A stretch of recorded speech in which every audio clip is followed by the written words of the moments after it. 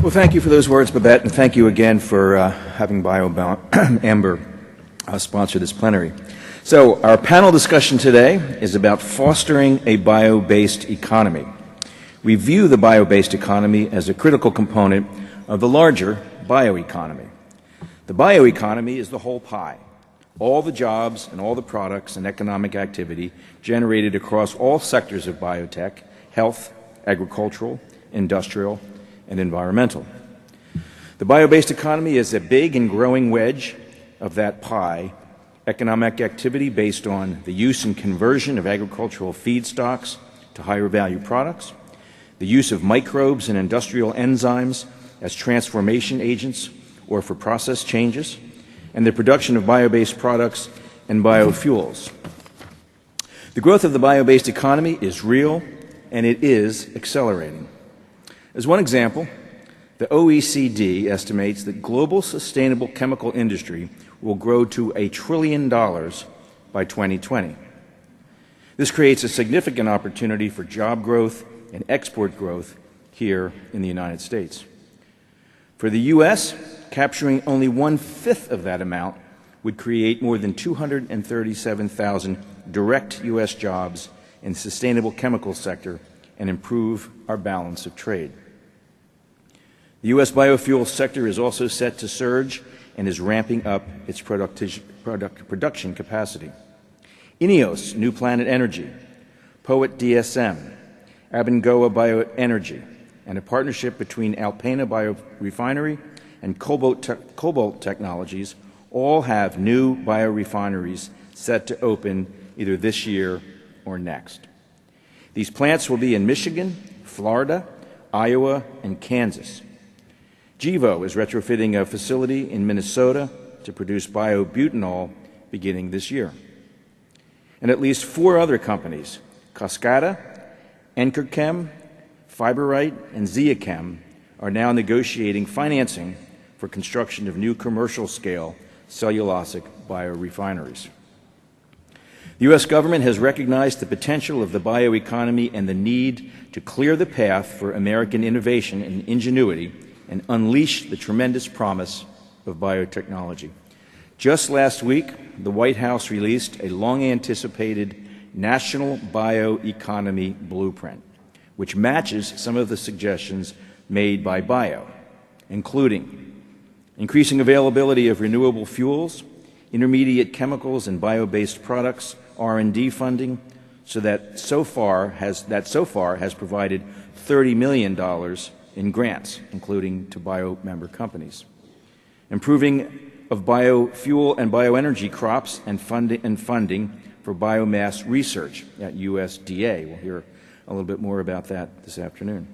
Advancing biofuels for military and commercial transportation and supporting funding of the Navy, USDA, and DOE Memorandum of Understanding for development of aviation biofuels. Driving innovation and creating jobs in rural America through bio-based and sustainable product procurement. Improving the regulation of emerging technologies by recognizing synthetic biology as an evolution of biotechnology which has a long record of safety. Expanding and enhancing the biomanufacturing workforce, expands workforce training program through community colleges. So we look forward to hearing more about specific proposals for accomplishing these goals from the administration. And again, we'll have some of that in this panel. The Bioeconomy Blueprint is a good step forward, but there are other important policy steps we also must take. And Bio has worked hard to advance a bio-based economy by promoting policy initiatives that help all of you move forward rapidly and efficiently with your innovative business models.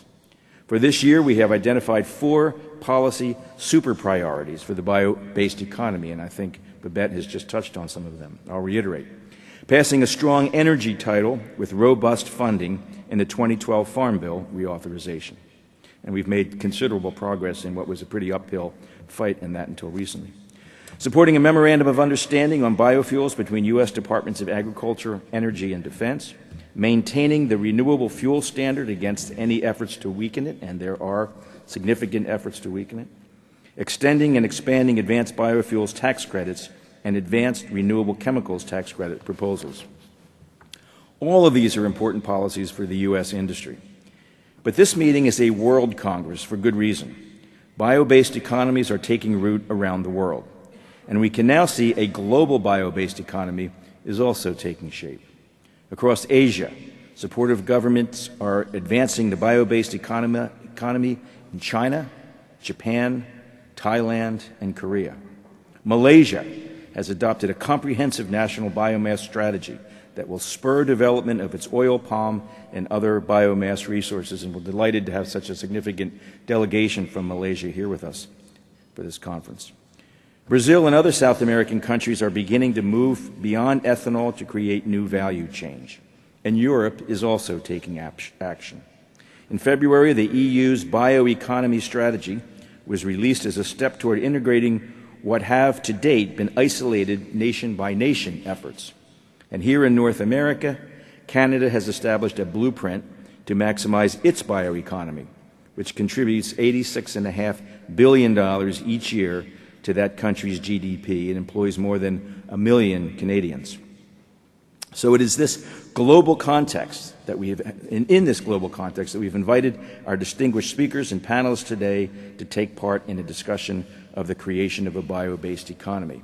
It's a big challenge to create a new bioenergy infrastructure, a new renewable chemical infrastructure, and a new agricultural infrastructure. This is a very large, expensive, and time-consuming endeavor, but it's important that we succeed. It is important so that we can leave to our children and to future generations a world better than the one we found.